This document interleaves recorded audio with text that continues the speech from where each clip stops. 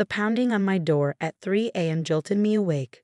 Through the peephole, I saw Emily, my younger sister, drenched from the rain, one hand protectively cradling her swollen belly.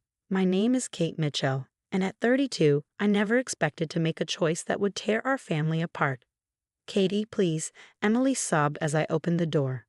I didn't know where else to go. She looked terrible. Mascara streaked down her face, clothes soaked and shivering violently. At 7 months pregnant, she shouldn't have been out in this weather. I pulled her inside without hesitation. "And what happened?" "Where's Marcus?" Marcus, her husband of 3 years, had always seemed perfect. Successful lawyer, charming smile, our parents' dream son-in-law. "Hey," Emily's voice cracked. "He's been having an affair." When I confronted him, she lifted her sleeve, revealing dark bruises. "He said the baby probably isn't even his." "Katie, he's been acting strange for months, but tonight, I was scared he might." My blood ran cold. Before I could respond, my phone buzzed. Mom's name flashed on the screen, followed by a text. "Emily just left Marcus. Don't you dare let her in. She made her bed. Now she can lie in it." I stared at the message in disbelief. How did Mom already know? And more importantly, how could she be so cruel? Another text followed. "Your father and I warned her about getting pregnant so soon. She chose to ignore us. She deserves to be alone." Emily peered at my phone, fresh tears spilling. "They already called you." Mom said. "She said I was dead to them for leaving Marcus. She said I was throwing away the perfect marriage for silly suspicions."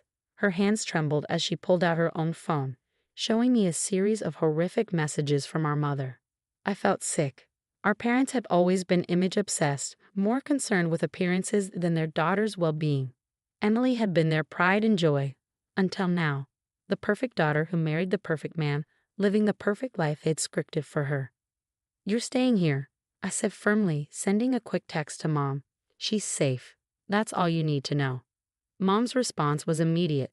"Catherine Ann Mitchell, if you take her in, you're no longer our daughter. Think carefully about your next move." I thought about our family dynamics, how Emily had always followed their rules, always sought their approval. I'd been the rebel, moving across the city to pursue my career instead of settling down with their choice of suitor.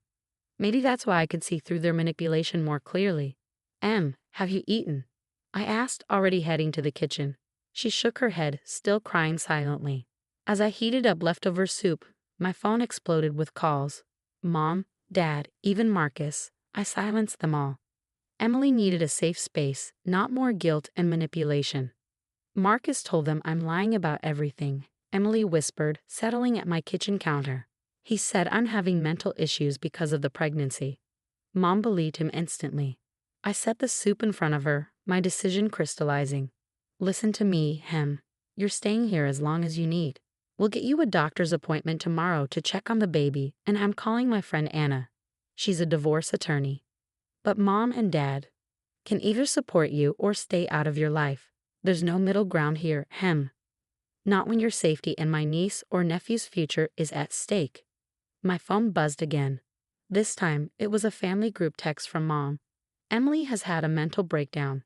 She's making horrible accusations about Marcus. If anyone helps her continue this delusion, they're no longer welcome in this family." I watched Emily eat her soup, saw the fear and exhaustion in her eyes, and made my choice. Some things were more important than keeping peace in the family. Some choices defined who you really were. Picking up my phone, I typed a response that would change everything. "Emily and her baby are safe with me. Anyone who chooses to believe an abuser over their own daughter is the one who's lost their way. Don't contact us again unless you're ready to hear the truth." Then I blocked them all. Mom, Dad, Marcus, and the string of relatives already jumping in to take sides. Emily needed protection, support, and love. 3 things our parents had forgotten in their quest for perfect appearances. Looking at my sister, I saw strength beneath her tears. She'd chosen to leave, to protect herself and her baby, despite knowing she'd lose everything. Now it was my turn to choose, and I chose her. "Get some rest," I said, leading her to my spare room. "Tomorrow we start fighting back." The next few weeks were a battlefield of legal threats and family drama.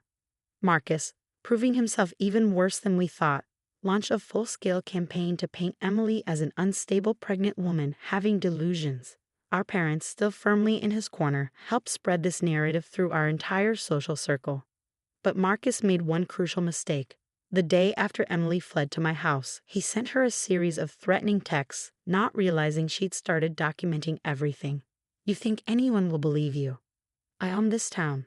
Your own parents know you're crazy. Come home now, or you'll never see a penny of our money."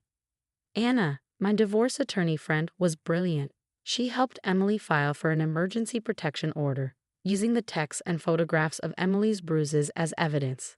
When Marcus was served with the papers at his law firm, his mask of perfection finally cracked. "You've ruined everything." He showed up at my building one evening, drunk and raging. Thank goodness for security cameras and my doorman Miguel. His recorded tirade became Exhibit A in our growing case against him. Our mother's response was equally volatile, but in her typical passive-aggressive style. She started calling my elderly neighbors, claiming she was worried about her daughter's mental health. Mrs. Sullivan from next door, bless her heart, recorded every call and handed them straight to me. "Your mother seems very concerned about appearances," Mrs. Sullivan said with a knowing look. "Shame she's not more concerned about her pregnant daughter's safety." Emily grew stronger each day, though the journey wasn't easy. We discovered Marcus had been monitoring her phone, her social media, even her banking activities. With Anna's help, we began untangling Emily's life from his control. The turning point came during a routine prenatal checkup. Emily's doctor, concerned about her stress levels and the suspicious bruises, ordered additional tests. The ultrasound revealed something unexpected: twins. Emily broke down crying, but this time they were tears of joy mixed with determination. "He doesn't deserve to know about them," she whispered, watching the 2 tiny heartbeats on the screen. "These babies are mine to protect." That same day, we received an unexpected ally. Marcus's secretary, Jennifer, reached out through Anna. She had evidence, years of documentation showing Marcus's pattern of abuse, not just with Emily but with previous girlfriends. She'd been keeping records, waiting for someone to finally stand up to him. "I should have done this sooner," Jennifer wrote in her statement. "But watching him try to destroy Emily and her babies, I can't stay silent anymore." Our parents, however, doubled down on their stance. Mom showed up at my office, causing a scene in the lobby. "You've always been a bad influence on your sister," she hissed. "Emily had everything: a successful husband, a beautiful home, respect in the community. You've helped her throw it all away for some ridiculous paranoid fantasy." I stayed calm, remembering what Anna had advised. "Mom, I'm recording this conversation. Would you like to continue explaining why you support an abusive man over your pregnant daughter?" She left in a huff, but not before announcing that she'd already changed her will. Neither Emily nor I would see a penny of our inheritance, as if that mattered more than Emily's safety or the futures of her unborn children. That evening, as Emily and I sat on my balcony sharing a pitcher of virgin mojitos, her new pregnancy craving, she seemed different. Calmer, more resolved. "You know what's strange?" she said, watching the sunset. "I always thought losing Mom and Dad's approval would destroy me. But sitting here, knowing my babies are safe, feeling truly free for the first time in years, I realized their approval came with chains." I squeezed her hand, remembering the scared, sobbing woman who'd shown up at my door that rainy night. My sister had found her strength, and in supporting her, I found mine too. "The twins will have all the love they need," I assured her. "Sometimes family is who you choose, not who you're born to." Emily smiled, resting her hands on her growing belly. "They'll have the best aunt in the world, that's for sure." The road ahead would still be challenging. Marcus's threats continued, though they held less power now. Our parents' campaign of emotional manipulation would likely never end. But watching Emily bloom into the strong, independent woman she was meant to be, I knew we'd made the right choice that night.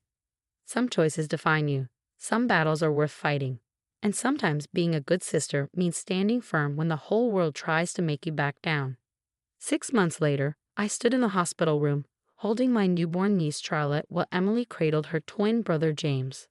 The journey to this moment had been intense, but seeing these perfect little faces made everything worth it.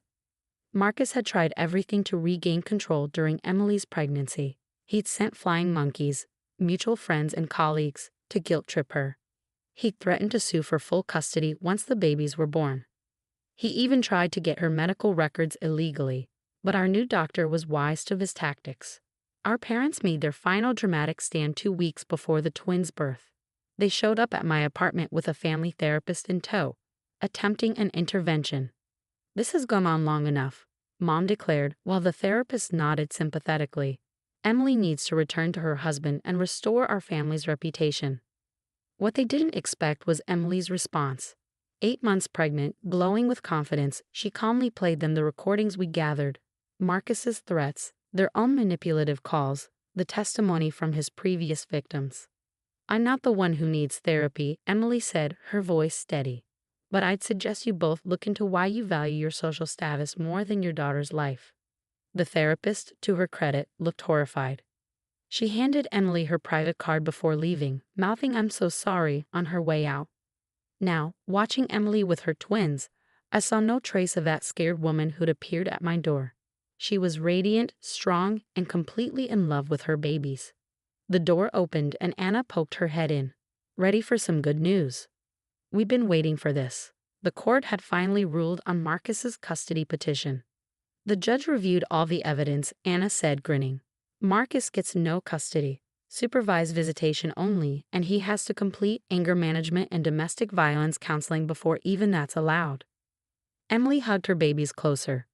"They're safe," she whispered. "They're really safe." "There's more," Anna continued. "Jennifer's testimony opened a whole investigation. 3 more women have come forward. Marcus's firm placed him on indefinite leave pending their own investigation." Justice felt sweet, but the best revenge was living well. Emily had blossomed in these months of freedom. She'd started an online support group for pregnant women leaving abusive relationships, turning her experience into hope for others. I'd changed too. Standing up to our parents' toxic behavior had freed me from decades of trying to meet their impossible standards. My apartment had become a real home, filled with baby gear and the sound of family, the kind of family we chose. Mrs. Sullivan from next door became our unofficial grandmother, doting on the twins and teaching Emily her secret recipe for lactation cookies. Jennifer, Marcus's former secretary, was now one of our closest friends. Even my doorman, Miguel, had appointed himself honorary uncle to the twins. A week after the twins came home, we received a letter from our parents' pastor. Mom and Dad had apparently been sharing their version of events at church, but the story backfired. The pastor's letter expressed support for Emily and included a check from the congregation's Domestic Violence Support Fund.